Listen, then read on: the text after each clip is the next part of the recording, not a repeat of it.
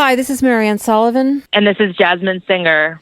Like most, probably all of you, here at our hen house, we are seriously freaked out at what we've been seeing at the horrifying displays of racism, Nazism, white supremacy, all of it. We've been seeing this in our country of late. And it's really breaking our hearts. I'm sure it's breaking yours too. But we're also aware and have, of course, been forcefully reminded that racism is indeed deeply embedded in our country, and it often wears much more subtle and insidious faces than the ones we've seen in the news recently. So that's why we want to speak out against all forms of racism, overt and covert, and we want to make a commitment to all of our listeners and to the animals as well, that we're going to do our best to make sure this podcast brings you all the voices of all the people who are changing the world for animals. Today's episode of the Our Hen House podcast is being sponsored by our partner, A Well-Fed World.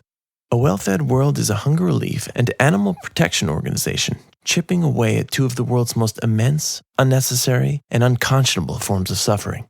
The suffering of people hungry from lack of food, and the suffering of animals used and abused for food. Mending our unjust food system is a critical part of solving the world's most destructive and persistent problems. Fortunately, the plant-based foods that promote health and well-being are the same foods that conserve resources to better feed the world, while reducing greenhouse gas emissions and protecting the environment. A well-fed world provides the means for change by empowering individuals, social justice organizations, and political decision-makers to embrace the benefits of plant-based foods and farming. Learn more at awfw.org. Our hen house is a squawking house. Our hen house is their hen house. Our hen house, ooh, it's a funky fresh house. Our hen house is your hen house. Hi, this is Mariann Sullivan. Welcome to Our Hen House. We have a kind of special episode for you this week, and it's going to take you on a virtual trip to two of the big animal rights events this summer. So if you didn't get to go to them, now's your chance. And I'm going to be telling you about a trip I took to Farm Sanctuary, and I will let you hear in their own voices from some of the people I ran into there, including Jean Bauer, who of course co-founded Farm Sanctuary, Timothy Patcherat, who is the author of Every 12 Seconds, Industrialized Slaughter, and the Politics of Sight, author and photographer Joanne MacArthur, whose latest book is entitled Captive. It's actually kind of frustrating to do a podcast with Joanne because you don't get to see the photographs. So make sure you go out and get the book so you can actually see. Well, she's not talking about that book specifically, but any of her photographs are completely mind-blowing. Also, Susie Costin, who takes us care of the animals at Farm Sanctuary, and Cam Awesome, who is a pro boxing champion and whom I had never met before. And it was just really fun to talk to all these people. They were really wide variety of people and their perspectives on sanctuaries. And then Jasmine will be talking to one of our favorite recurring guests, Ethan Ciment, about his experiences and his reactions to another conference, which is the recent AR conference held this year right outside of D.C. It switches every year between L.A. and D.C.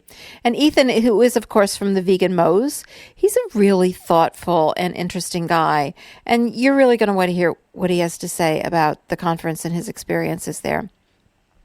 So as noted, this past weekend, I was at the Hoedown at Farm Sanctuary.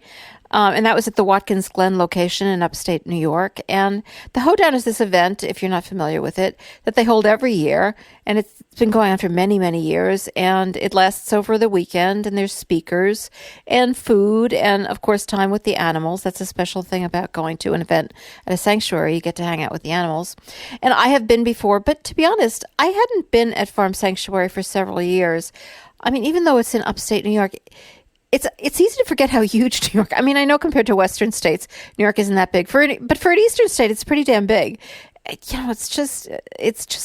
All right, this is I'm interrupting this intro for an ad for New York State. I mean, it's just unbelievable. It's so beautiful. The part of the Farm Sanctuary is the Finger Lakes, which is just staggeringly beautiful. There are these glacial lakes like carved out of these hills, and it's just beautiful land. Then there's the Hudson River Valley, there's the Catskills, there's the Adirondacks. I mean, there's beaches out on Long Island, and then there's this fairly well-known city. I mean, it's such a great state. All right, enough New York State boosterism. But anyway, it's big, and it's still a pretty long drive to get to the Finger Lakes. So I hadn't been there in a long time, and I had just kind of totally forgotten how much I really love that place. It's got, I mean, it's a beautiful place, and they have a beautiful location, but it also just has deep meaning. It was really important to me when I was first starting out, and I'm talking like 20 years ago. I didn't know any vegans, and really pretty early on in my waking up to the whole animal nightmare, I took a trip up there with my dogs, my beloved Calhoun and Finnegan, who of course no longer with me. I love those dogs. So I stayed in one of the little cabins there. They had the cabin. They still have the cabins. It still looks exactly the same, only now they have some very, very, very modern, fabulous cabins, which I've never actually stayed in. They're like little tiny houses. So I am kind of hoping to maybe do that someday. Anyway, when I first went back then and I was staying in one of the old-fashioned cabins, I just had that reaction that so many people have when they visit a sanctuary. It just immediately felt in some way like home. It was a safe space, especially when you're first starting out, finding out what's going on with animals and you're so traumatized. I know that recently the sanctuary movement has come under some questioning from the effective altruist side of the AR movement. And, the question is whether saving individual animals is the best use of our money. And it is hugely expensive. I mean, these animals at Farm Sanctuary get excellent care. And they have excellent veterinary care from Cornell, which does not do it for free. They charge. And it's hugely expensive. And it's absolutely true that we can only save a tiny percentage of the enormous, staggering quantity of billions of animals who are killed for food. And of course, the industry just keeps producing more while those few go to sanctuary. Of course, in my opinion, I don't think any of us should ever take the position, regardless of how we would spend our personal money, we should never take the position that the saving of an individual life can ever be deemed a poor use of money. I mean, that's a personal decision, how people spend their money on their animals, and I can't think of a better way to spend money than to save an animal's life. And it's just because we live in this hellish nightmare that anyone could even think such a thing. But I do respect the idea. I'm not discounting this point of view. I respect the idea that spending money wisely is really, really important when you have a very limited number of funders and you are trying to change the entire world. You can't be throwing your money around. Of course, the story is more complicated than that because sanctuaries do a lot more than just save the individual lives of the individual animals who are there. As I just mentioned, Farm Sanctuary was a hugely important part of my ease, like my psychological ease with being vegan in the early days. It gave me so much commitment. And, I'm not a person who's really touchy-feely with the animals. It wasn't that so much. It was just being there where the animals were allowed to just be. And so Farm Sanctuary and other sanctuaries have been a very important, and they continue to be a very important part of changing the world for animals, for me and for a lot of people. So actually, I'll get to the point. When I was there at the hoedown, I caught up with a few people, and I wanted to ask them specifically about this question, what they think sanctuaries accomplish. And the first person I spoke with was Jean Bauer, who is, of course, the co-founder of Farm Sanctuary. In the very beginning, the main goal was just to expose the abuses of animal agriculture. And we would find living animals left for dead. We saw lots of terrible things, and it was very painful. Sanctuaries essentially provide healing for animals and also for people. And I think that's really what it's all about. And that's what this place is about. It's about people trying to live more compassionately, more humanely, and more in alignment with, I think, the best of our humanity. So I think that's what sanctuaries really are about. And it's beautiful here to see so many people, including many children this year. And the future's looking very bright. Yeah, there really are a lot of children here, and that is exciting. Did you think it would get this big?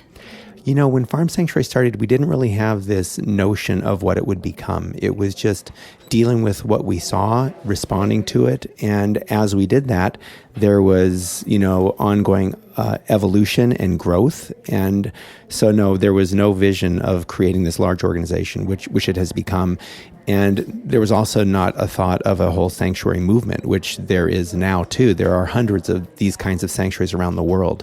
And it really just, I think, speaks to people's desire to live with kindness and to prevent animals from suffering terribly like they do in animal agriculture, and to ultimately live in a way that we can feel good about.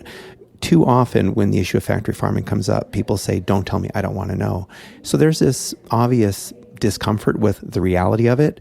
And I think sanctuaries allow people to see the reality because there is hope at the end of the day. These animals get to enjoy their lives. And when we know that, I think it allows us to look a little bit more clearly at the reality that exists and why we need to have sanctuaries. But also, no sanctuary can rescue all the animals. So sanctuaries are really a symbolic stopgap to a much bigger problem. And we model a different kind of relationship with animals, where they're our friends, not our food.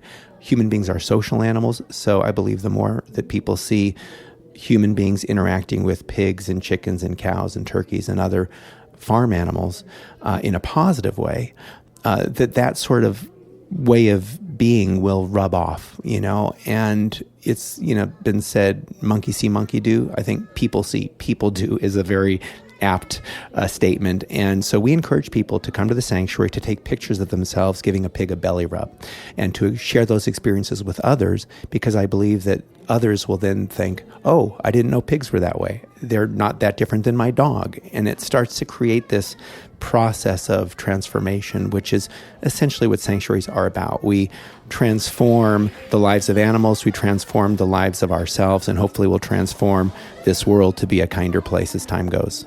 There's so many gems of wisdom in there. I just love the fact that when you started out, you didn't know what it would be. And I think that's a lesson to us all. You don't always have to plan everything out.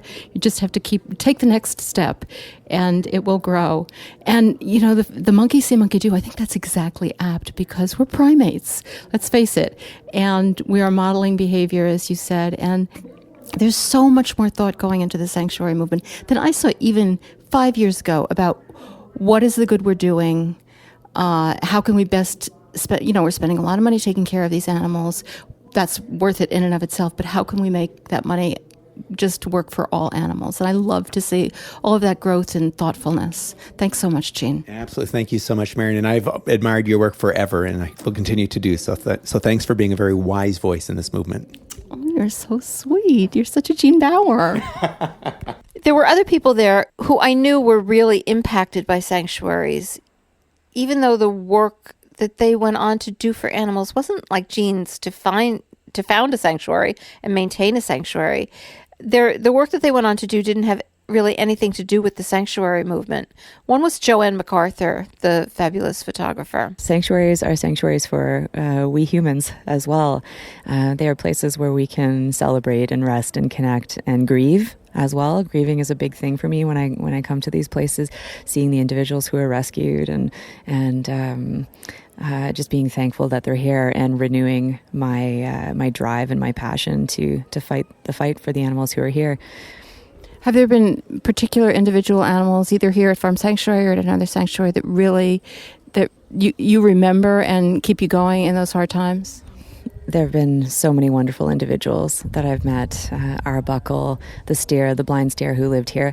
Actually, I became vegan on April 1st, 2003, which was my first day as an intern at Farm Sanctuary. So a sanctuary changed my life profoundly, and I know it does for a lot of people. And you do connect with the individuals you just can't imagine. With Arbuckle, I still, I had leather boots at the time, and I had this great picture that I framed in my lens, and it was his feet next to mine. And so there were 4 feet there, and I thought, oh, what a cool picture. And I took the picture, but I was wearing him. I was wearing leather, and I will never forget how that felt, that realization. And just so many wonderful individuals that you can meet. You see when you go to a sanctuary that these animals have a sense of humor. They have, all sorts of complex ways of thinking. And when you meet them, you can't eat them. You can't eat these individuals when you get to know just how interesting and smart and complex they are. Yeah, and it's not just that you can't eat them, it's that you end up devoting your life to them as you have done. I'm just wondering, is it in some ways even more painful to see what animals are going through when you know what happiness they're capable of because you've been to sanctuaries? The more you know about animal intelligence and sentience, the harder it is to face the cruelty. And this is what sensitized animal rights activists and vegans are living with and dealing with every single day. Definitely in a sense, it makes things harder. But, we have to know. And there are so few of us working for animals that we have to focus on hope and focus on change and move forward with that at the forefront of everything. Otherwise, we would maybe implode. Yeah, no, that's really well said, and it's hard to do. Thanks so much for doing it all the time, Joanne. It means so much to all of us. Thank you so much. At least one person was at the hoedown who I hadn't heard of before and who had actually never been at a sanctuary before, and that was Cam Awesome. And he is an athlete, and he has had a very successful boxing career. And he was the MC at the hoedown, and he was totally charming and very funny. But, like many athletes these days, he's vegan for health and for strength, and he's found it's been a great addition to his life. But it was very cool to speak with someone who was really on their first sanctuary visit. I've been vegan for over 5 years now, and I kind of stumbled into the vegan lifestyle, and I've seen the videos and I have compassion towards the animals, but I grew up in Long Island, New York, and I live in Kansas City, and I've just never been on a farm. I never had the opportunity to be on a farm, and actually I never really knew. I thought petting zoos were farms, and I thought that was a farm, and I had no reason to go to a farm. So now I came out here, I'm like, I see like why people, like I'm vegan for my own reasons, but I see why people love these animals so much and want to rub a pig's belly because I got to do that. Yeah, I'm from Long Island myself, and I had never seen a farm animal until I came to Farm Sanctuary, which was about 20 years ago. And so who's your favorite animal today? I believe his name's Benny. He's the goat with the wheelchair. He has the one paralyzed back leg, and he's super friendly. And I bet him, and I went to go try to feed a turkey, which I had a bad experience with a turkey growing up. I don't know if it was, I don't know whether I want to hear that story. I think it scratched me with his beak, and I was a very dramatic child. So, but it's got me for a while. I tried to feed a turkey, and I was concentrating on it, but Benny just kept following me, and he wanted to be my friend, and I was like, yeah. So I ignored the turkeys, and I played with Benny for a while. Oh, that's a really nice story. I have to go meet Benny. I have to say, I the first time I came here, I really loved the turkeys. But we made friends. But apparently, they like me better than they like you. I don't know why that is. Tell us just a little bit about what you do in the real world and your history in sports. Well, I'm on the USA national boxing team. I'm the number one heavyweight boxer in the country, and I've won. I think it's 6 USA National Championships, 4 Golden Glove National Championships. I've won the Olympic trials twice, and I basically just travel around punching people in the name of America when I'm not advocating for animals. Well, that's what two better things could you spend your life doing? Thanks so much for telling me about your experience here today and for everything you do. And I just didn't think I'd come across somebody who'd been vegan for 5 years and was just waking up really to seeing the animals. That's very exciting. Oh, thanks for having me. And yeah, it takes my love for animals to a whole nother level. Yeah, it all goes together, doesn't it? What's good for us is good for them, is good for the planet. All works. Yeah, we just have to, people overlook it because it might be a little inconvenient for their schedule. But once they find out how much it affects animals, I'm sure they'll deal with the inconvenience of having to cook a vegetable. Another person who I already knew had been heavily influenced by sanctuaries is Timothy Patcherat, who wrote Every 12 Seconds, Industrialized Slaughter and the Politics of Sight, which really, for me, has been one of the most influential books that I have read regarding the animal industrial complex. It gives you a lot of insight into slaughter, the whole slaughter process, not only from the point of view of the animals, but from the point of view of people and just on the whole societal how this fits into society and what it means. And, well, I'll let you read the book. So Timothy actually came to sanctuaries, which is really, really interesting. after he wrote the book, after he had worked in the slaughterhouse, and he was very influenced by them. And I think his story is fascinating.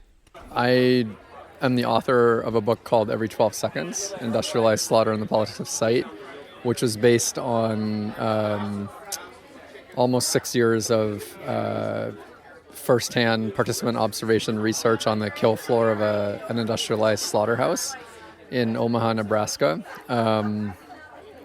So I had seen sort of the ugliest sides of how we humans as a species relate to other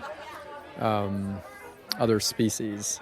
But it really wasn't until I had the opportunity to visit a sanctuary in upstate New York after I did this research that the full impact of our modes of relating to other animals really hit home for me.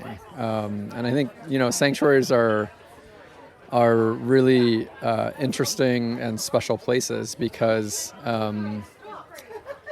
we live in a moment where we emphasize knowledge, knowledge of what industry practices are, or knowledge of how slaughterhouses operate, or knowledge of how animals are tested on, or confined and held captive for entertainment purposes and so on. But what sanctuaries offer that is, I think, really unique is the opportunity to actually experience modes of relating or relationships with other animals, especially with animals that are typically farmed. And so in my mind, they're just really unique places that offer an opportunity not only for refuge and for sanctuary, as the word implies, but can actually also function as sites of resistance to the broader war against animals that we as a species are enacting. Yeah, that's really beautifully said. And why is it that you think that, you had seen all these horrible things happen to animals, and I'm sure it evoked feelings of pity and sadness, but why is it seeing an animal in a benign place had so much more power for you? I'm not sure. I think framing is very important, and I think seeing animals in a context where they are regarded as individuals with personalities who have, this emotional capacities that range from joy to sadness to terror. I think that's a very unique and important aspect of what sanctuaries offer. And again, the importance of relating as opposed to just knowing, I think, is really at the heart of what sanctuaries do, the kinds of work that they do. Yeah, that's really well said. And you've continued to work on animal issues since that moment, haven't you? Yeah, I continue to write and think about modes of domination, modes of oppression, and unequal power relationships that characterize the human species' ways of being in the world, and a large proportion of that has to do with how we as a species relate to those that we say are outside the boundary of the human. Well, I'm really glad you're continuing that work, and we're looking Every 12 Seconds is a book that had an enormous impact on me. I recommend it to my students every year in animal law because it really does, even though it's not specifically just about what is happening to the animals, it really is the only window into what a slaughterhouse is like. So I'm very grateful for that, and very grateful that you're continuing work for animals. Thanks so much, Timothy. Thank you. Thank you so much for all that you do. Let's keep doing what we do. Finally, I also spoke with Susie Costin, who runs the animal care program at Farm Sanctuary, who is she's such a great communicator, and she knows everything about these animals. It's unbelievable. So I was actually on a tour that she was giving with a whole bunch of people, and I just want to tell a story from that. There was this little girl on the tour. She was maybe 3 or 4. I'm not that good with ages, but she really wasn't very old. And so Susie grabbed some eggs from the nests of some of the hens. They obviously collect the eggs. They don't let them hatch. And so this little girl asked, "What is that?" So this was a kid who was vegan from birth, and she had never seen an egg before. I mean, how cool is that? Like, everybody just took a moment and was like, whoa, like what kind of 4-year-old wouldn't know what an egg was? Susie was even a little taken aback, and it's really hard to catch Susie unawares, but I imagine she doesn't get asked that question too often, like, what is that, when she's holding an egg? But of course, she quickly recovered, and she told this little girl that that's where baby chicks come from. And then it got a little confusing because the girl wanted to see the baby chicks and said, but went on. But they all worked it out, and it was a really cool moment. I think it really brought home to everybody there, like that a vegan world would be very different from the world that we live in, and that there are kids who are living in a vegan world, and let's hope they turn the rest of the world into a vegan world. Almost anyone who sees an egg thinks food, and I'm sure that even Susie, when she was asked that question immediately, that's not that she thinks of eggs as food, but that's the context in which most people are looking at them. But not this kid. And eggs are not something you eat. They're something where baby chicks come from. Well, I am really good about not just hiring vegans because I feel like I can't turn a vegan into more of a vegan. So a lot of my staff come in and they are actually hunting, meat eating, especially my farm assistants. And Mario, who's been with me for 12 years, actually went vegan after he got really attached to one of my pigs that passed away, and just went nuts over it because we don't preach.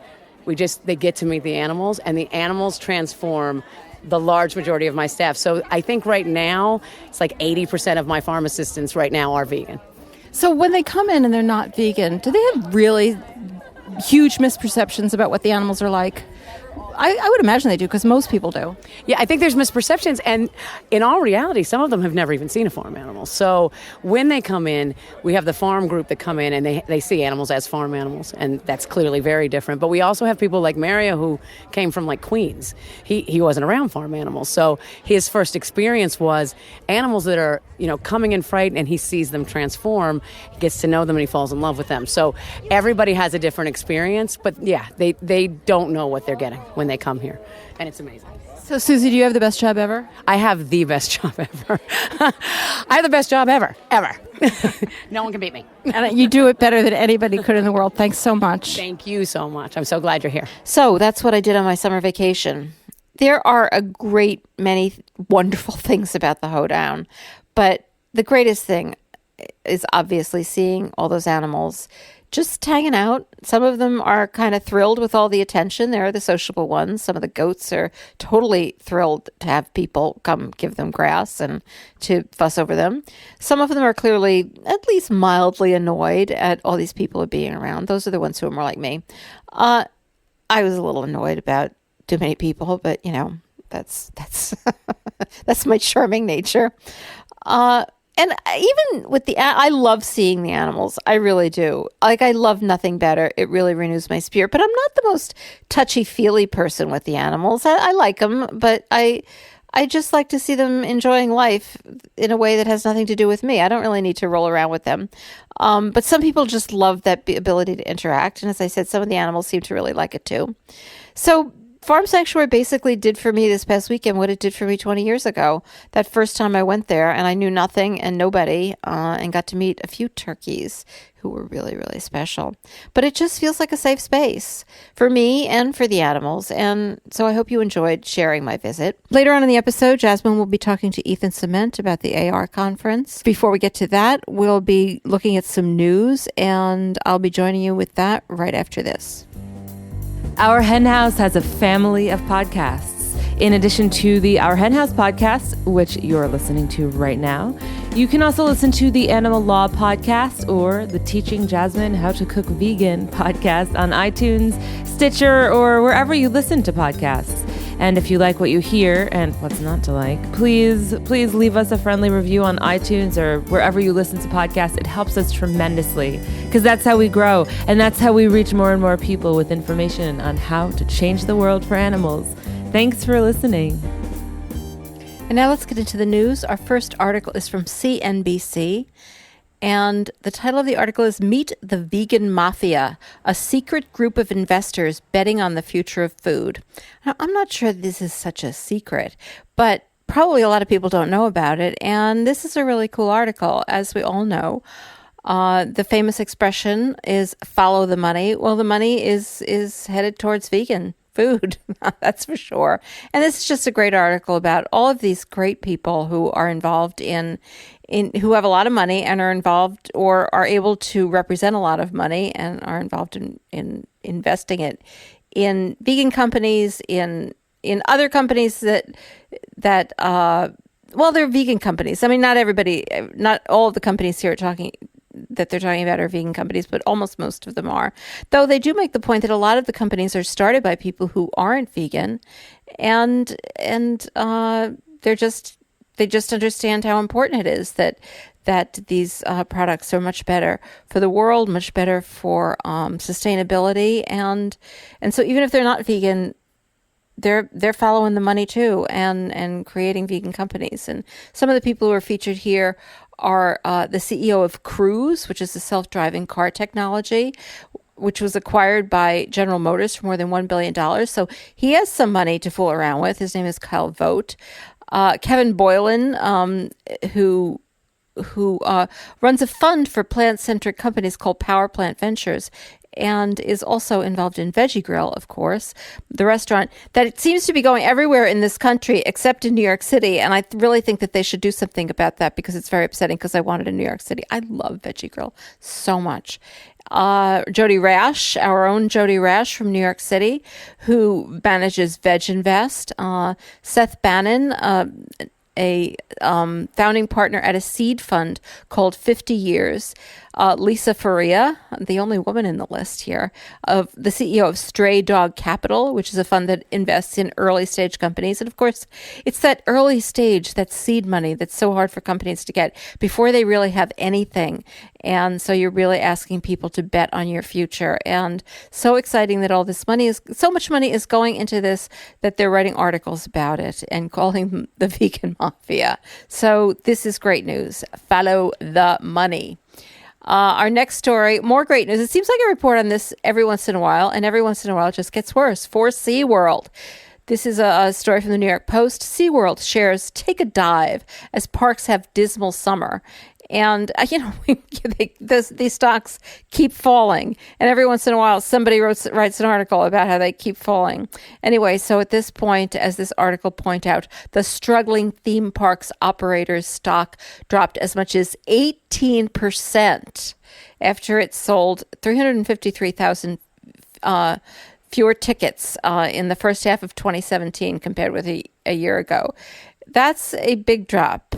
People should get out of this stock. People should get out of SeaWorld. People should get those poor animals out of SeaWorld. That's what really needs to happen. And apparently reps from SeaWorld declined to comment on Tuesday. Well, what are they going to say? Nobody wants to participate in your horrible, abusive business. It really is nice to see public attention to something like SeaWorld turning. It's a real sign of the times. It's just SeaWorld. And that's big enough because it does involve a bunch of animals, but it really means so much more than just SeaWorld. It means things are shifting. It really does. It's one of those shifts. Another shift is here. This is from WTTW in Chicago. Circus elephants to take final bow in Illinois. And Illinois has become the first state to ban the use of elephants in circuses and other traveling exhibitions.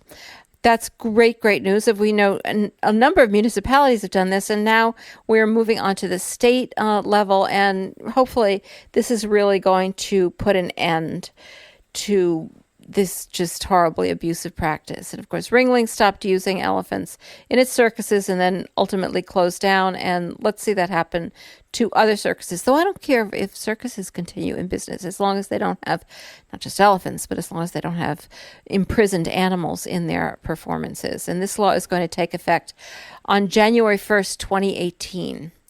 Finally, this is from Veg News. Vegan cheese brand Daiya acquired for $325 million. And, it just seems like yesterday that they came out with Daiya. It really does. Of course, I'm old, and time passes more quickly when you're old. But still, doesn't it just seem like yesterday? And now it has been sold for $325 million. God bless them. And it was bought by a international brand called Otsuka. And, I saw a lot of comments on Facebook about how this is not a vegan company, and so people don't want to buy this anymore. But I just think that if vegans start refusing to buy anything that's affiliated with a non-vegan company, we're really going to be limiting ourselves, and we're really going to be limiting the growth of vegan foods. It's great to see companies that used to be completely dependent on animal-based products starting to make money from vegan products and starting to realize that maybe they should have more of them. And that's the way the world changes. Nothing's pure, but this is progress for sure. And that's it for this week's news. Please like us. Check us out on social media and follow, do whatever you need to do to keep us on your radar. On Facebook, Twitter, and Instagram, we are at Our Hen House, all one word. Also, you can find us online at ourhenhouse.org. And if you want to get in touch with us, or if you have any questions, or if you have any quandaries that you want us to consider addressing on the air, you can email us at info@ourhenhouse.org. Hello, everybody. This is Jasmine Singer, and I hope you're enjoying this episode. I'm very excited because I'm going to be chatting with my friend Ethan Ciment in just a moment, and he's going to be giving me his take on the Animal Rights Conference. And the Animal Rights Conference is something I'll get into much more detail about with Ethan. And Ethan is, of course, half of the Vegan Mo's, veganmo's.com, and one of the authors of the new book, NYC Vegan. And in addition to that, he just has a tremendous amount of insight into just the kind of animal activist scene right now. And so I wanted his takeaways from this conference that I did not get a chance to attend this year, and that I know a lot of you have reached out to me asking if I'd be there, and many of you were there. I wonder if Ethan's perspective informs and complements your own, or if it's different. And a lot of you reached out and said you couldn't make it this year and you wanted to hear about it. So I was really grateful for the opportunity to chat with Ethan about it. So here is my talk with Ethan Ciment. Welcome back to our hen house, Ethan. Thanks for having me, Jasmine. It's nice to be here. I'm really excited to talk to you for 100,000 reasons. And I know that you and your wonderful husband, Michael Suchman, were recently at the Animal Rights Conference. And I was on the phone with you while you were on your drive back from it. And I was like, stop, hold the phone, literally. I can't press record right now. Let's redirect this conversation to a time when we can document it for our hen house. Isn't that half of our life, though? Really? Yeah, pretty much. It's like that Jim Carrey movie. What was that? Like where his entire life was being recorded and he didn't. The Truman Show. Yeah, the Truman Show. Exactly. Yeah, this is like the animal rights show. But I really was getting a lot out of what you were talking about, and I realized that not only do I want to live vicariously through your experience at AR, the Animal Rights Conference, but I would imagine a lot of our listeners do too. So I just asked you if you would come on so I could pick your brain about it, and you kindly said sure. Sure. Yeah, let's pick away. Yeah. So the Animal Rights Conference, for anybody listening to this who is new to our world, welcome. And I'm going to guess that there's an 85% chance you're joining us because of What the Health. Seriously. Tell our listeners just in a nutshell what the AR conference is, even though I know you were an attendee and you're not the organizer of it. Oh, absolutely. Yeah. The organizers are FARM, F-A-R-M, FARM and the Farm Animal Rights Movement. They put this on every year. Gosh, it's been going on for decades now.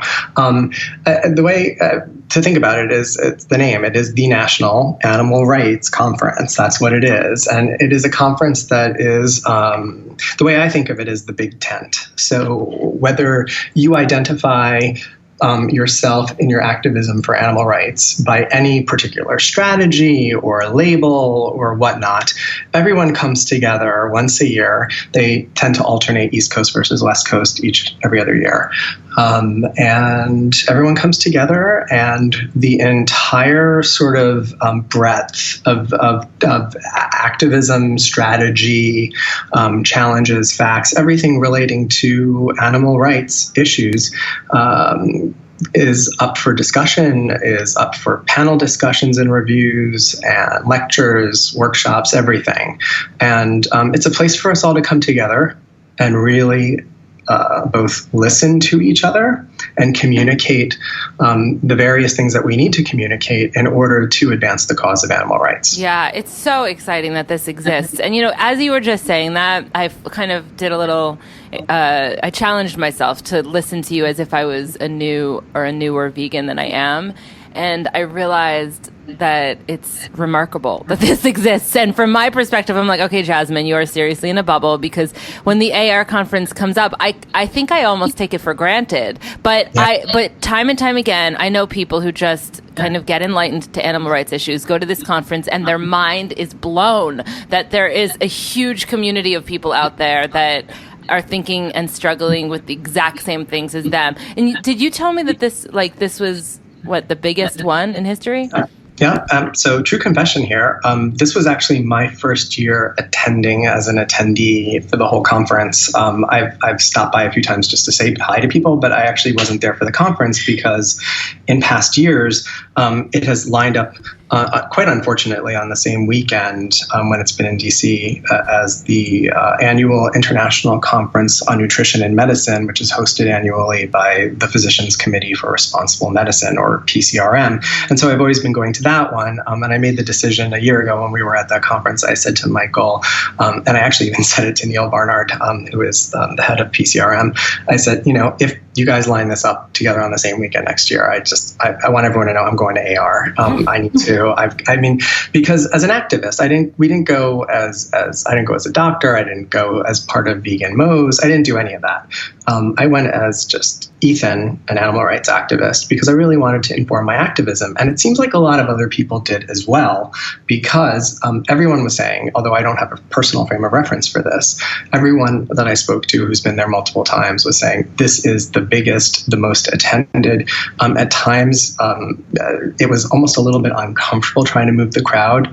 Even the organizers of the event from day one started saying, wow, we've really outgrown the venue here. We're probably going to have to find a new venue for next year. Well, not next year, but probably the year after, because next year we'll be on the West Coast. But it's really become a very important conference for a lot of people, and more people are attending it. And I feel like the more people who come in, the more powerful the movement becomes. Yeah, for sure. I just want to stop for a minute to kind of plug your book, because you mentioned that you attended as just like an activist, and I think that's great. But at first when we were talking, I was like, oh, so you were there with NYC Vegan? And you said, no, I wasn't. So but I think people listening to this probably already know about NYC Vegan, but it is your book that came out with Michael this past year. So just tell us what this book is. Oh, thanks for the shameless plug. I love it. I love this book. I definitely would not have done it if it was like a book that I didn't. This is a really good one. I really appreciate it. Yeah, NYC Vegan is a book that Michael and I wrote and was published by Vegan Heritage Press just coming up on 3 months ago. And it's 101 recipes of iconic recipes, all made vegan for sort of a taste of the Big Apple of New York. Most of the recipes are sort of classics. Many of them are recipes that you might not know have a connection to New York, and we go into the story about that. And then a few of the recipes are just personal connections to me and Michael, and the story of our life in New York. And it's available everywhere. And the foreword is by Alan Cumming. No big deal. Yes, yeah, no big deal. Alan Cumming. He's actually a really great guy and an animal rights activist himself. So, for sure. pretty awesome experience. Definitely awesome. I'm guessing that you weren't tabling, but let me assume that Michael had some in his man purse. Yeah, so we agreed that we weren't going to do this and we weren't going to sell and sign books, but we had a book signing on the way down to AR, and so we had some extra ones that we had just a couple of others that we didn't sell. We almost sold the whole case, and so when people would walk up and say, "Hey, do you have any books?" and Michael would be like, "I actually do," and I'm like, "No, don't do this," because then everyone's going to start like saying, "Oh, where are your books?" But it was fine. It was really great, and it was wonderful to give some books to friends and sell some books to people who really wanted to get it and all of that. Well, let's talk about the takeaways, because that's what I really wanted to have you on to kind of give us a glimpse into from your perspective. I know that it's a ridiculous question to say, like, what are the takeaways from this massive conference with like hundreds of panels and talks, but I do find from my experience having attended, and it's been a few years since I have, there's always been just a few things that stick with you at the end of the day. So what would one of them be, Ethan? Sure. I think one of the really exciting, start with something really exciting. One of the really exciting things that was a takeaway for me, and it started right from the first day. A couple of different people quoted this in their presentations. There's been a recent study that was done. It was actually a survey rather, and they have found consistently now that over 50% of Americans are opposed to animal cruelty in laboratory testing, and this is just like hands down. And particularly when you start showing them things like, now they have these like heart on a chip, these sort of digital and sort of non-animal analogs that are actually more accurate for targeting the systems that you're looking to investigate from a scientific perspective. The takeaway for that for me was when you explain the truth, you expose the truth about the cruelty involved to these millions and millions of animals in the U.S. alone, who, not to speak of countries like China where it's just rampant, and our numbers dwarf. When you explain what happens to these animals, like there's no reason to be testing the effect of a drug in a mouse because it's not necessarily going to be working the same way in a human. When you explain the logic, you explain what these animals endure with their bodies, what kind of miserable existence they have before they are killed, often in extremely brutal ways, fully conscious. Human beings have empathy, and they don't want to engage in this. They don't want to support it. And so sort of the thing, I guess the lesson to us is we need to continue to be creative and effective in finding ways to confront people about these truths, not just about laboratory animals, but about what happens to animals everywhere. And in ways that will allow them to look at it as opposed to ways that will have them sort of look away. And that was sort of like a really important take home, that like, if we can find ways to get people to understand this and to appeal to their natural sense of empathy, they'll respond.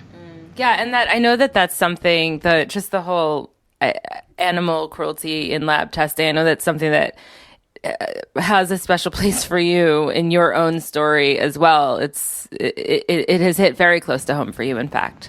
Yes, I used to be, years and years ago, a vivisectionist. I did a lot of animal research, mostly on rats, back in my days at Georgetown University. And, I actually wrote about it. There's a piece on it on our blog at veganmos.com. And if anyone wants to read about it, they're more than welcome to. If you just Google veganmos.com and animal experimentation, you'll find it. Yeah, well, I mean, one thing that I've always appreciated about your activism just in general is like you're bringing yourself to the table and you're evolving. I mean, you've evolved a lot since the first time we've even interviewed you for our hen house. I think we were sitting in your living room, maybe in New Jersey, before you moved back to New York. And, yeah. So I just think like, this is something that's informing your activism now. I think that's a really good takeaway for people listening to this. Like, even if we had done something in our previous existences that maybe was not in line with our values now, that can actually make us stronger for our activism today. So I really appreciate that. And then you're a podiatric surgeon, and one thing that I love, because when I was in New York, you were my guy. And you're always my guy, Ethan. But thanks, Jess. one thing that I thought was so cool is that the inserts that you have to order, I forget what they're called right now. Orthotics. Orthotics. They always were leather, and you actually really worked really hard to create the non-leather version and offer that only to your clients. Yeah. I don't offer my patients leather. If they want it, I tell them they'll need to get it somewhere else. And we have an ethically sourced non-vegan leather that we use in our orthotics, which is pretty cool. I mean, I just love that so much. I know there's another person, I won't mention who just in case she doesn't want me to, although I know you'll know who I mean, whose husband is a cop in Brooklyn and is also vegan, and he had to get a non-leather, gun holster. Yeah.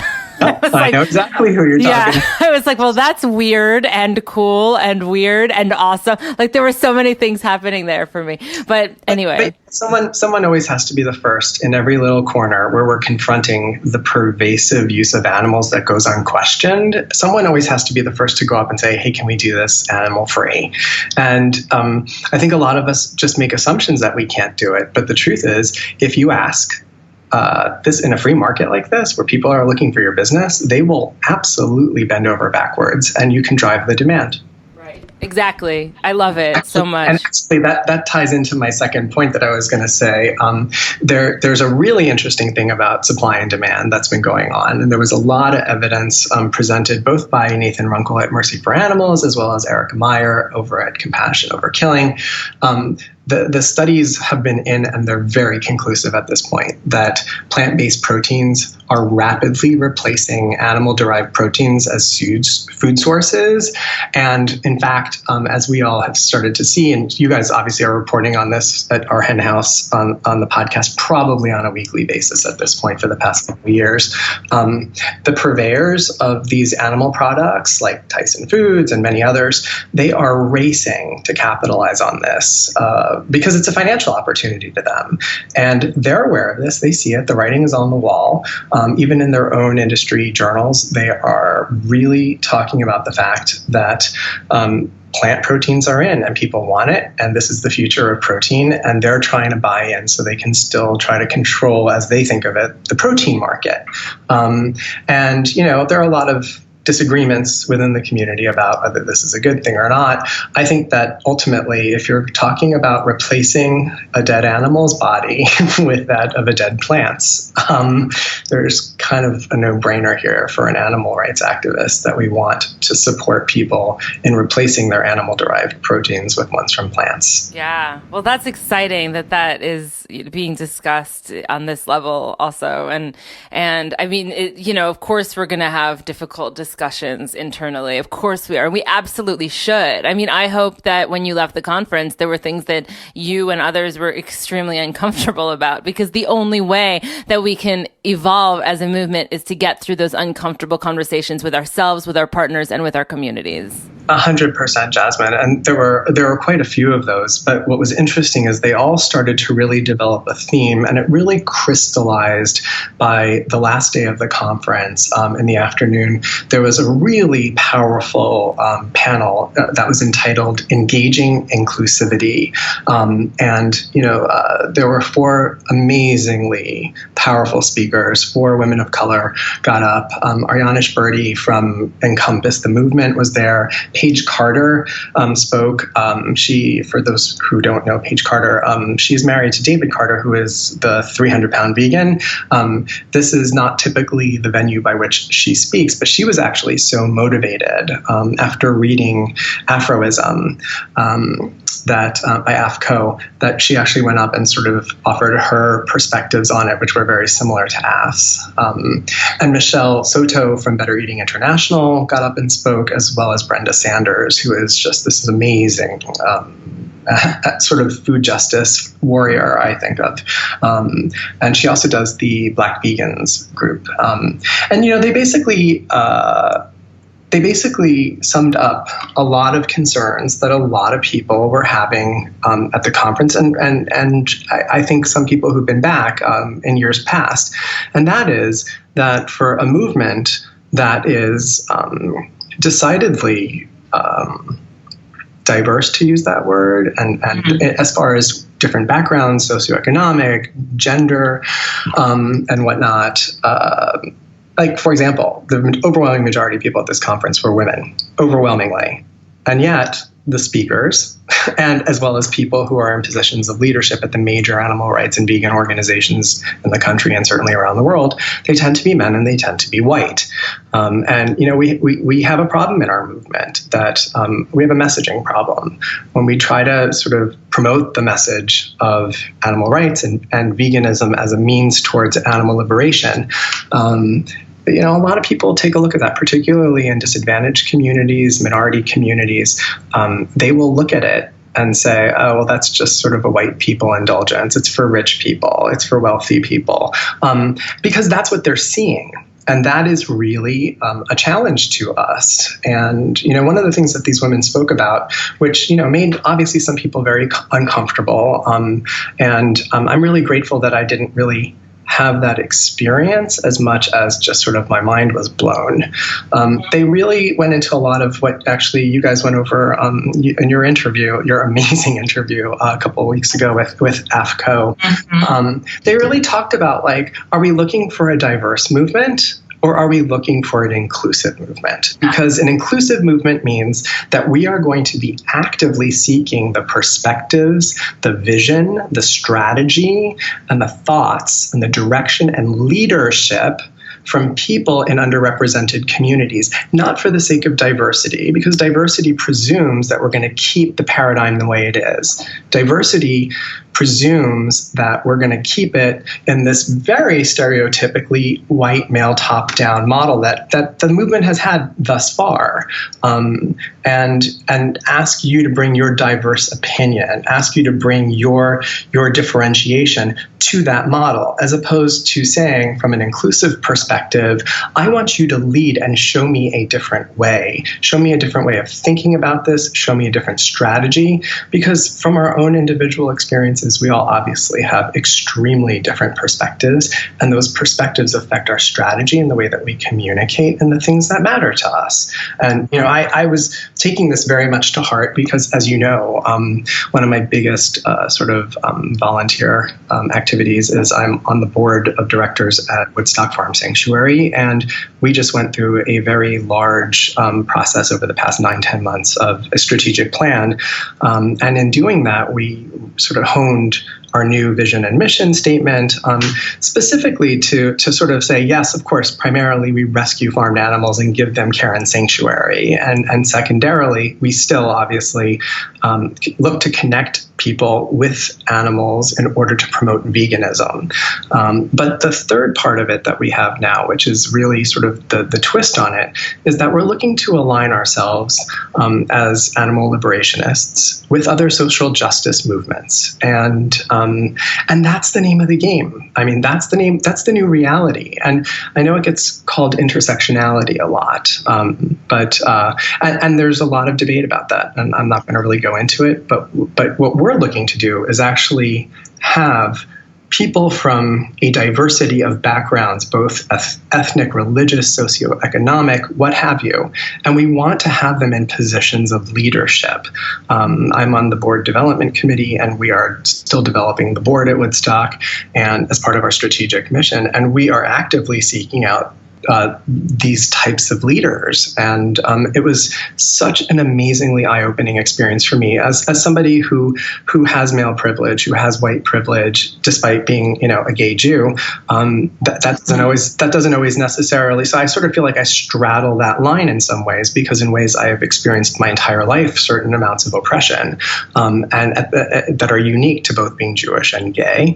And in other ways, I have sailed through certain situations in my life without difficulty because I am male and white presenting. And so this was a really, really wonderful opportunity for me, at least, and I think a lot of other people, to really open their eyes and realize we got to shake this thing up. Yeah. Wow. I mean, I'm down with everything you said except for that. Did you just say that was like a Sunday workshop, like a Sunday afternoon? Right. Exactly. Right. So that was one of the things we all said. And I can personally tell you the names of about 15 people I know from New York who had already had to go home that afternoon because, of course, they worked the next day. And they were catching a ride and this and that. And I just kept thinking, as soon as I walked out of there, I couldn't stop saying, why wasn't this the opening discussion at the opening plenary on Thursday night? Why wasn't this for everyone to hear? And that in and of itself speaks volumes about what we have to do. But I'm confident that with, a lot of people on all sides of this wanting to do what's best for the animals, we will find a way to make sure that this is a far more inclusive movement at the level of leadership. Yeah. And if people are listening to this and they haven't listened to the AFCO episode a couple weeks ago, just do it. Just do it. I'm not even saying this because I'm on here with you, Jasmine. I've been telling literally everyone I know since I listened to it on the drive home from AR. I can't really have intelligent conversations with you unless you at least consider this woman's perspective and understand that, while you may not necessarily agree with everything she's saying, there is validity to her perspective that is absolutely critical for us as a movement. Yeah. And I have never gotten, in 8 years of doing this, I've never received more feedback on an episode of both ends. People emailing me because they were irate and people emailing me because they were deeply grateful for the new perspectives. And, it's the people who are irate, I would venture to guess, were white people. And I think it's really uncomfortable to be confronted with your privilege in a way that, you have to look at in the difficult corners that exist just inherently in that. The idea of inclusivity versus diversity when it was worded that way, and I'm paraphrasing and you're paraphrasing, but when I started to think about it that way, it changed a lot of the way I relate to my activism. And, it's not like those are theories and concepts that I haven't been considering before, but changing that framework for me, inclusivity, not diversity, made me very uncomfortable. And I'm so grateful for that. Yeah, you said it so perfectly for me. I had the exact same thing. It made me very uncomfortable when I started thinking about that. But the second I engaged it, I started to realize that there was so much truth that resonated with me about that being the reality. But it made me look at my own privilege and realize that it is through my privilege, that my vantage point of privilege, I didn't actually notice that. But I would just offer a hopeful idea about the people who sort of rail against it instinctively. And they probably are people from the dominant group in our culture, and white people or maybe male or whatnot. But, I think about it as being the first step in what Gandhi had famously said, that first they ignore you, but then they laugh at you, right? Or they mock you. And then they fight you. So there's that resistance, right? And then you win. And then they go vegan. Right. So and that's the whole idea, right? So I think this sort of either mocking the idea or fighting against it or resisting that idea is a natural impulse for somebody from that dominant group. The important thing is that that's not where it ends, that they hold on to that, sit with the uncomfortableness and move forward. And that's not where it ends. I just made that joke and then they go vegan because that's like a joke I make when I give workshops, but that's actually also not where it ends. It doesn't end with, and then we go vegan. There's a lot more to it. Exactly. Yeah. That was the point. Yeah, exactly. All right. Well, and also Brenda Sanders was an incredible guest on our Hen House as well. It was already last year, I think, that she was on. So I hope that people go back and listen to that. And we have an interview coming up with the folks behind Encompass as well. So I'm really looking forward to that. So beyond that, there was, there was something else that you were mentioning to me on that drive that I made you stop talking to me during because I couldn't hit record. And that was the importance of us taking care of ourselves as well. Can you speak to how that thought played a role in the AR conference this year? It was coming up a lot, actually. I heard it. There was a big sort of I don't know, open mic situation where Gene Bauer, who is one of the co-founders of Farm Sanctuary, he was sort of mediating it, and it was all about like ethical dilemmas and whatnot. But a lot of issues of self-care came up as people were talking about their various concerns and issues and things that they're struggling with. It also came up during a panel that Ginny Messina, the vegan RD, and Carol Adams did. They have this this new book, which is Even Vegans Die. And, a lot of what they were talking about in that book is the need for us to actually take care of ourselves and to, get our shit in order and like really, get our stuff together and make sure that like everything from like we're taking care of ourselves and eating enough and sleeping enough. And, it was most poignant in the presentation by Dr. Melanie Joy.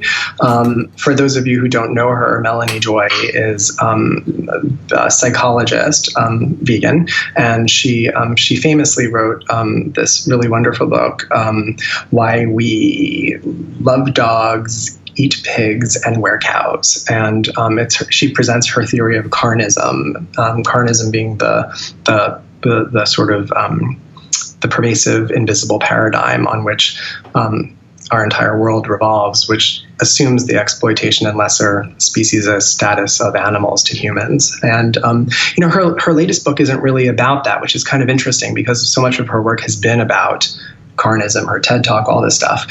And this one was really more about self-care and strategies for dealing with the difficult situations that we as vegans or animal rights activists deal with. For example, the idea that like you could be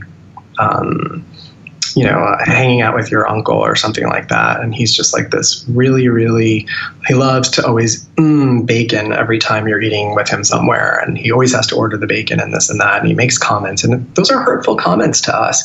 And people often will mock the vegan as being sentimental or whatnot. And her whole point is, it's okay if you are. And whether it is or isn't, there's a bigger dynamic going here. And so in her book and in her lecture about this kind of self-care, Dr. Joy really spoke to the idea that these are valid things for us to expect respect from. I mean, nobody in their right mind would sit down with somebody who was like Muslim or maybe kosher keeping Jew and, just like, bacon. Like that's not something you do to someone because we have certain socially acceptable or non-acceptable norms about that and the respect that we show to people because of their religious beliefs.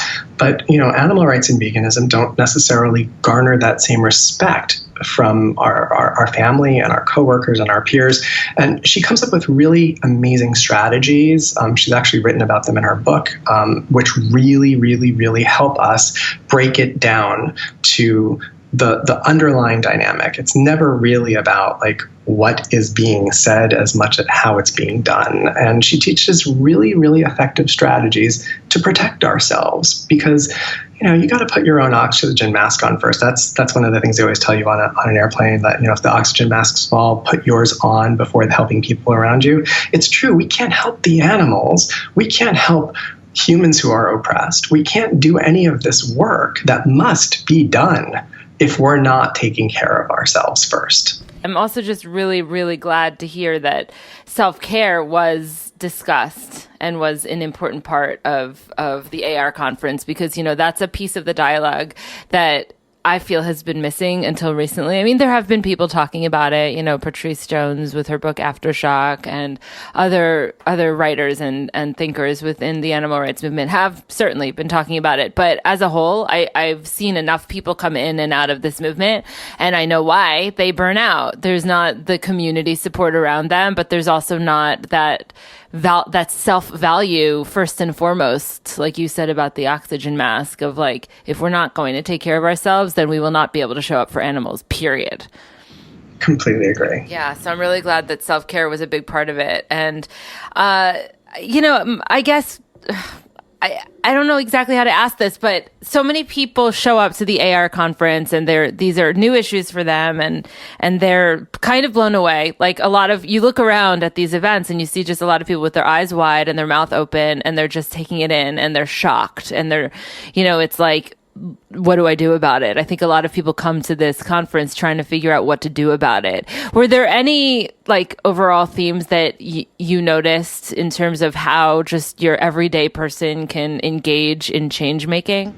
Absolutely. And there was actually an entire day-long track about this. And it was about the use of social media. They had a sort of a morning track on social media 1 and 2. They had an afternoon one about conventional media.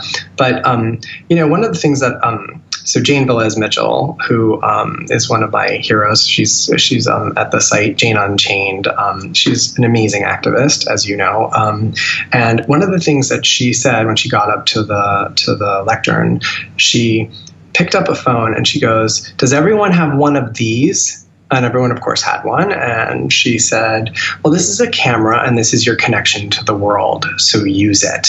And, it was a really interesting point that a lot of us use social media, and many of us, in this movement, have been using social media for a long time. That's how I found a community when I first went vegan, and I didn't know any other vegans. I was living out in the suburbs of New Jersey, and I felt pretty isolated out there back then, because I was.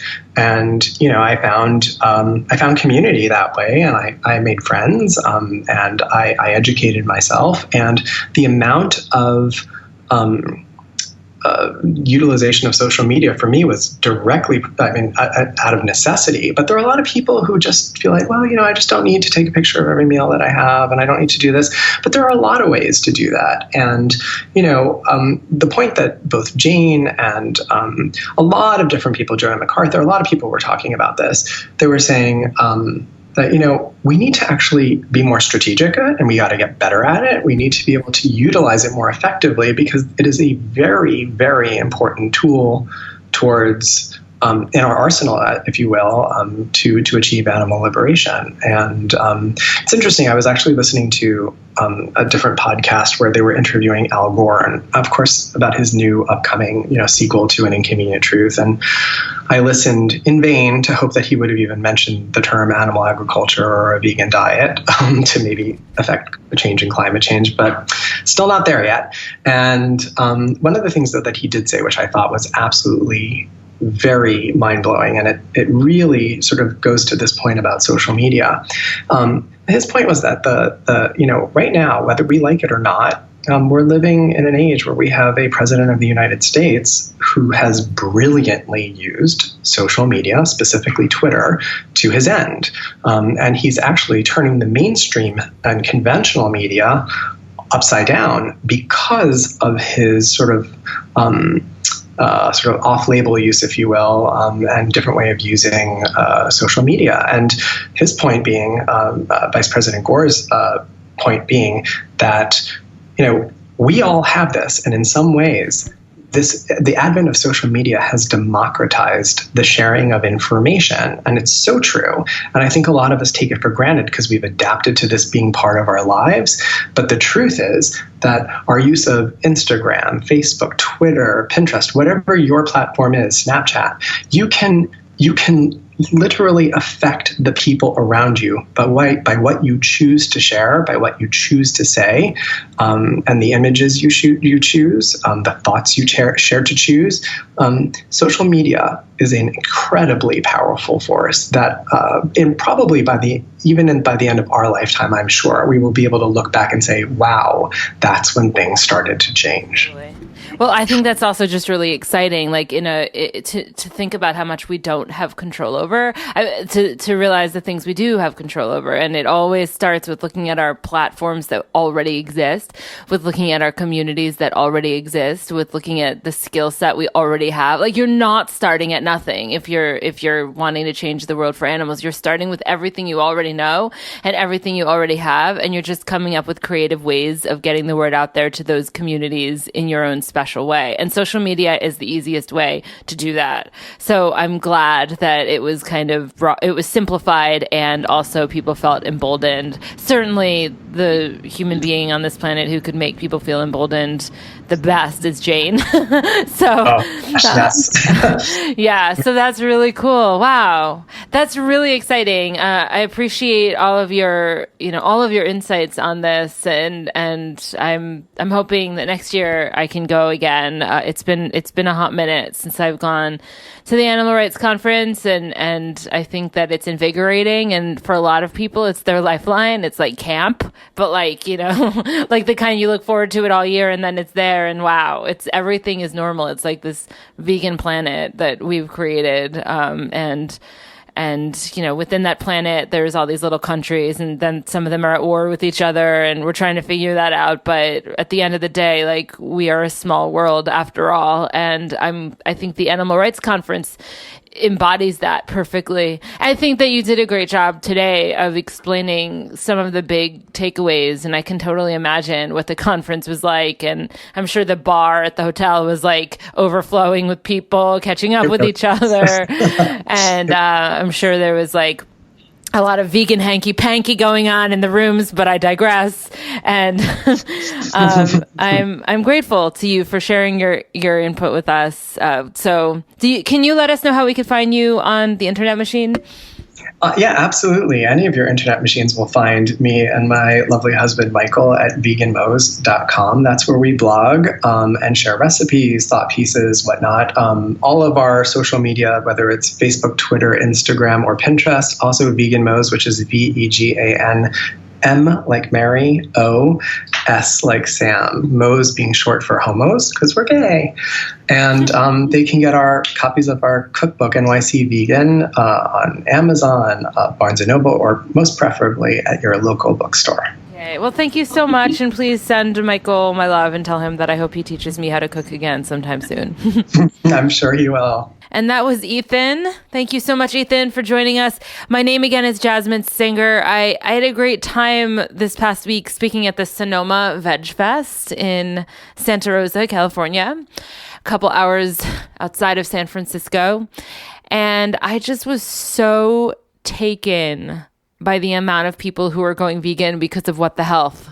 I mean, I think a dozen people went up to me to tell me that they went vegan because of What the Health. Like, I'm having random phone calls with people who have nothing to do with veganism who say, hey, you're vegan, right? I just went vegan because of this movie. It is a phenomenon. I have pretty much never seen anything like this. So I am just thrilled and moved. And this is a great tool. I know a few people who are asking family members to watch it, like as their gift for their like birthday or just as a favor. So that's another cool thing to do. So yeah, What the Health? Get it.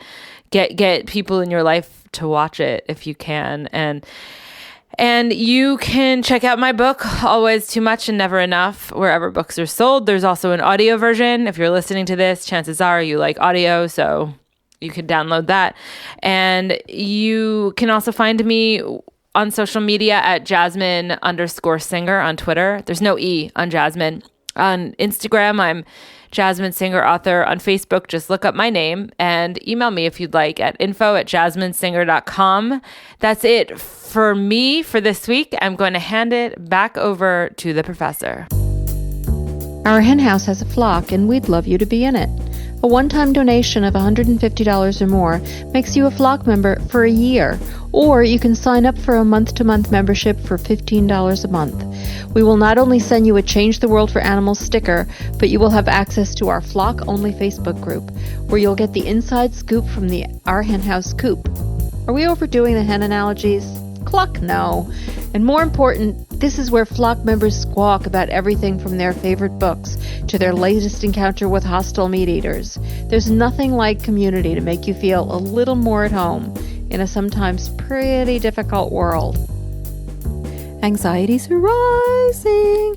First evidence of that today is an article from the UK. This is from a website called Verdict. Vegan study finds aggressive vegans are putting Brits off. And, you thought that there were other reasons that people weren't going vegan. Well, apparently it's you. It's It's you and your ilk who are putting people off. Actually, this article is based on a study, which was not against people being vegan. And the article is not anti-vegan at all. It's just explaining what are the obstacles. And the first four are the things that we all know. They like the taste of meat. Fuck them. That meat substitutes are too expensive. They'd struggle for meal ideas. Apparently, people have absolutely no imagination. And their family eats meat, and they wouldn't do it with them. So we all know these are problems. But apparently, the fifth problem is you. Yes, it's your aggressive attitude. That 26% of people in the UK are put off switching to a healthy diet because the attitude of certain vegetarians, vegans has put me off. Like, how stupid is this? It's such an obvious excuse. Like, just to blame it on the messenger. Like, if everybody was advocating for being rich and having a lot of money, does that mean? Well, but they were aggressive about it. Does that mean that we all wouldn't want to be rich? Like, it's just so stupid. But it's been dubbed vegan aggression. It's now a thing. It's been dubbed something. It's called vegan aggression. And because vegans view their way as the only way, and people have been lectured, and all of these, and it puts people off. It seems these eager vegans are having the opposite effect. Haven't you just heard this sort of shit like a million times? Like, it's just a pathetic excuse. It doesn't have anything to do with you or with anybody else or the way they advocate. If people wanted to go vegan, they would, regardless of who was telling them, and it's just an easy way out for people. All right, our next article is from the American Egg Board. Yes. And this is just so odd because it's not anti-vegan. It's not anti-anything. It's just really a sign of the times. And the name of the article is Veggies Take Center Stage. And they are talking about like the prominence of vegetables in cuisine these days and how popular they are. And what they want to do is to encourage people to have eggs along with those vegetables. I mean, it's sort of like they're seeing the writing on the wall, right? And they want to get in. Instead of being against people being vegetarians, the egg people are thinking, well, maybe there's an opportunity for us here. We can sneak in and be part of this trend. And, they're citing all of these reasons, like the popularity of farmers markets and global cuisines are veggie heavy, and millennials are eating more and more plant-based foods. And so they want eggs to be part of it. Well, screw them. Just screw them. They're the cruelest, most hideous food on the planet, perhaps. It's hard to imagine more cruelty than comes out in eggs. So this is really, but it's just a really cool thing that the Egg Board is noticing, well, yeah, we're getting screwed, but maybe unlike the beef and the pork industry, maybe we can latch onto this vegetarian thing. People have called people vegetarians for many years who still eat eggs. They see an opportunity and they're going to try to grab it. So that's why the most important word in the English vocabulary is vegan, not vegetarian. All right, our final article is from stuff.co in New Zealand.